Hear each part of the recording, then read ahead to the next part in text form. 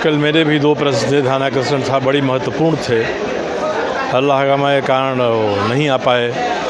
आज मैं स्पीकर को लिख रहा हूँ कि उस प्रश्न में मैं क्या क्या पूछने वाला था।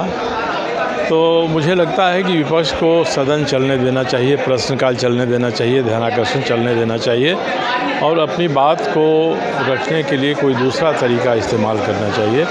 एक शिष्टमंडल विधानसभा अध्यक्ष से जाकर मिल सकता है, बता सकता है कि हम लोग इस बात को सदन में रखना चाहते हैं। वो समय दे सकते हैं, आधा घंटा का, 1 घंटा का स्पेशल बहस करा सकते हैं। उसमें पक्ष विपक्ष दोनों की बातें भी आ जाएंगी। मगर जनता के हित के जो सवाल होते हैं वे सवाल मर जाते हैं, ख़त्म हो जाते हैं, उन पर विचार नहीं होता है। तो लगता ही नहीं है कि सदन की उपयोगिता क्या है, आखिर सदन में हम सभी क्यों आते हैं और क्या करने आते हैं। सर, एक सवाल है कि आपने बहुत अच्छी बात ये बताई कि विपक्ष को सदन चलने देना चाहिए। सर, कुछ ऐसे मुद्दे होते हैं, जैसे आपने देखा कि कल आप लोगों का जो माननीयों का सैलरी है या अन्य फैसिलिटीज़ का है, वो पटल में बहुत इजी वे में रखा के चला जाता है। उस पर तो सबकी सहमति होती है ना, वो सबके लिए है। तो ऐसी ही आम सहमति सदन के अन्य मुद्दों पर भी बनती तो मुझे लगता है सदन बेहतर चलता है। क्या सर विपक्ष अब ये तय कर लिया है कि हम बिना विरोध किए कोई भी अब ये नहीं कह सकते। विपक्ष से मेरा कोई ऐसी बातचीत का संबंध नहीं है। वो क्या करना चाहते हैं सदन आरंभ होने पर ही पता चलता है। मगर मेरा अनुरोध है कि जो परंपरा रही है कि संसदीय कार्य मंत्री को पहल करके विपक्ष को सरकार के साथ स्पीकर साहब के चैम्बर में बुला के बैठ के बात करना चाहिए। यह प्रयास भी नहीं हो रहा है। यह प्रयास होता है तो शायद कोई रास्ता निकलता है। सर, 1932 का जिन फिर से बाहर आया है, सत्ता पक्ष हो या कोई जिन नहीं है। 1932 एक वास्तविकता है। 1932 में खतियान बना है और 1932 के खतियान को स्थानीयता में महत्व दिया जाए, इससे किसी को भी परहेज नहीं होना चाहिए। परंतु 1932 से लेकर 2000 तक और 2000 से 2023 तक जो घटनाएं हुई हैं, नियम बने हैं, कानून बने हैं, न्यायालयों के निर्णय आए हैं, उनमें कई बातें कही गई हैं।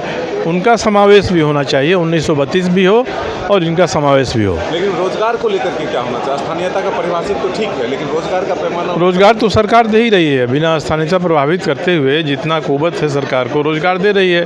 ये तो विरोधाभास है कि एक तरफ स्थानीयता पर हम बिल पास कर रहे हैं और दूसरे इस स्थानीयता से इतर किसी आधार पर हम रोजगार दे रहे हैं। आपने देखा कि वरिष्ठ विधायक सरयू राय प्रसाद राय ने बहुत स्पष्ट शब्दों में कहा कि सदन को चलने देना चाहिए। कई सारे ऐसे मुद्दे होते हैं कि सदन बाधित होने से राज्य की जनता को नुकसान होता है। साथ ही उन्होंने एक तरह से कहा कि इसमें संसदीय कार्य मंत्री को भी पहल करना चाहिए, स्पीकर महोदय से बात करके कि सदन कैसे चलाया जाए। और साथ ही साथ उन्होंने रोज़गार के मुद्दे पे भी बात की। उन्होंने बताया कि सरकार रोज़गार दे रही है, एक अच्छा काम कर रहे हैं यहाँ पे, और कम से कम सदन जो अभी 2 दिन का और बचा हुआ है उसे सुचारू रूप से चलाना देना चाहिए। विधानसभा शीतकालीन सत्र के तीसरे दिन आज बीजेपी के विधायक मनीष जायसवाल इस वक्त हमारे साथ मौजूद हैं। आप देख रहे हैं कि आज बीजेपी ने एक नया मुद्दा यहाँ पे छेड़ा है, पोशाक घोटाला। हजारीबाग में जो पोशाक घोटाला हुआ है, इस पर हम मनीष जायसवाल से खुद जानना चाहेंगे। क्या है सर ये पोशाक घोटाला? सर देखिए, विभागीय गाइडलाइन था 2, या तो डीबीटी के माध्यम से छात्रों के अकाउंट में पैसा भेजना, या लोकल बुनकर समिति से जो लोकल निर्माण करती हो वहाँ यहाँ पर रोजगार सृजित करना। बिना टेंडर के 2 एनजीओ को दे दिया गया। उन्होंने बाजार से खरीद करके एक घटिया जो है स्वेटर का आपूर्ति, घटिया वस्त्र का, बिना साइज़ के वस्त्र का, देखिए आप बच्ची डूबी हुई है, बिना साइज़ के वस्त्र का आपूर्ति किया। यह आप देख सकते हैं एक धुलाई के बाद क्या स्थिति है। इसमें ऊन का रेश मात्र भी नहीं है, ठंडा जाएगा कैसे। 1,72,000 बच्चों को लगभग 12 करोड़ रुपए का ये घोटाला है। तो आप लोग सरकार से क्या डिमांड करना चाह रहे हैं इसमें? हम लोग दोषी पदाधिकारी पर कार्रवाई हो और साथ ही साथ उससे पैसे की वसूली की जाए। जो कमीशनखोरी हुआ है उस पैसे की वसूली की जाए। और सर, स्थानीय नीति पर आप लोगों का स्टैंड क्या है? हम लोग चाहते हैं कि 1932 का खतियान लागू हो, लेकिन ये जो सरकार जो टाल मटोल कर रही है कि दिल्ली भेजेंगे, दिल्ली भेजने का कोई ज़रूरत नहीं है। आज पारित करे और आज ही यहाँ पर लागू हो 1932 का खतियान। भारतीय जनता पार्टी का स्टैंड बहुत क्लियर है। माने 1932 के खतियान पे झारखंड बीजेपी के सारे विधायक जो हैं वो क्लियर है कि सरकार को हम लोगों ने पास भी किया था, हम लोगों ने समर्थन किया था सरकार का इस पर, लेकिन सरकार के नियत में खोट है। वो चाहती है कि दिल्ली भेजें, दिल्ली भेजने का कोई ज़रूरत नहीं है। पहले भी ये हो चुका है, यहीं से लागू हुआ था। रघुवर जी ने 85 कट ऑफ बनाया था, यहीं से लागू हुआ था। कोई दिल्ली भेजने की ज़रूरत नहीं पड़ी थी। तो आप क्यों दिल्ली भेजना चाहते हैं? शुक्रिया।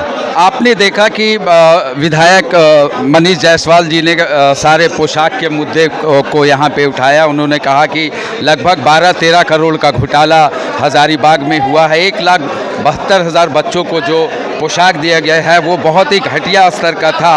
और उन्होंने साथ ये भी कहा कि 1932 के खतियान पे बीजेपी सपोर्ट करना चाहती है, लेकिन सरकार की मंशा नहीं है कि वो स्थानीयता की मुद्दा को यहाँ पटल पे रखकर लागू करे।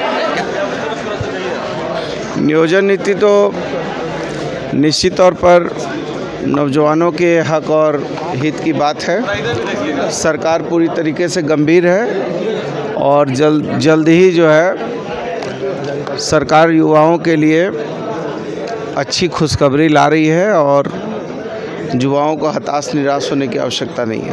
जिस तरह से हंगामा हो रहा है तो इस पर आप लोगों की क्या स्टैंड है सर? ये लगातार इस तरह से हो रहा है तो जनता की तो कोई बात यहाँ पे रखा नहीं रही राजनीति। यहाँ पर बोल रहे हैं कि राज्यसभा और लोकसभा की बात कर रहे हैं आप।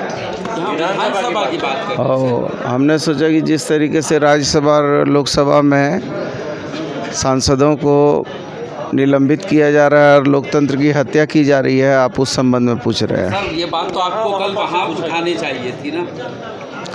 यहाँ तो लोकतंत्र का ये पवित्र मंदिर है, इसमें तो हम चाहते हैं कि नेता प्रतिपक्ष भी अब जो है बैठ गए हैं अपने आसन अपनी कुर्सी पे, तो अब तो बढ़िया से चलना चाहिए और चलाना चाहिए। दोनों पक्ष विपक्ष, हम जब सरकार तैयार है चलाने के लिए तो विपक्ष को भी उसमें अहम भूमिका निभानी चाहिए। आलमगीर आलम जी कह रहे हैं कि वो जातीय जनगणना कराएंगे, सदन पे वो कह रहे हैं। जातीय जनगणना से क्या फ़ायदा होगा झारखंड में, इसका क्या? भाई जब राम मनोहर लोहिया जी ने कहा था कि जिसकी जितनी हिस्सेदारी उसकी उतनी भागीदारी, जब पता तो चलना चाहिए कि आखिर किनकी कितनी हिस्सेदारी है, कितनी भागीदारी है। तो जातीय जनगणना में आखिर क्या दोष है? जातीय जनगणना होनी चाहिए, इसका मैं पक्षधर हूँ। वंदना जी भानु जी कह रहे हैं कि स्वास्थ्य मंत्री से संभल नहीं रहा है, उनको इस्तीफा दे देना चाहिए। हाँ, भानु भाई जैसा हम नहीं करने पा रहे हैं, दवा घोटाला में सीबीआई ने अभी तक हमारे ऊपर कोई कार्रवाई नहीं किया है, उन पर जो है दवा घोटाला किया था तो ऐसा भी हमारे ऊपर नहीं चार्ज लगा है। इसलिए भानु भाई हमारा दोस्त है, वो चाह रहा होगा कि एक साथ हम लोग दोनों जेल में रहें। काम का सवाल ये है कि एडवाइजरी आया है डिपार्टमेंट की तरफ से, कुछ केसेस इंडिया में आए हैं सर, झारखंड को लेकर क्या कुछ है? नहीं, निश्चित तौर पर चूँकि पुराने अनुभव काफ़ी गहरे गंभीर हैं, तो दूध का जला हुआ आदमी मट्ठा को भी फूंक के पीता है।